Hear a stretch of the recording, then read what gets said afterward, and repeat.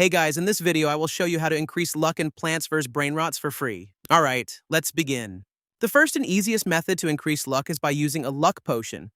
Right now, you can get one for free using a redeem code. Open the shop menu, scroll down, and select codes. Type in stacks, then press claim. Once you've got the potion, select it from your inventory and click anywhere on your screen to activate it. Another effective method is rebirthing. To do this, select the Rebirth button and check the requirements and rewards. Keep in mind that rebirthing resets most of your progress except your plants. When you reach the max rebirth level, you'll start earning luck each time you defeat a boss.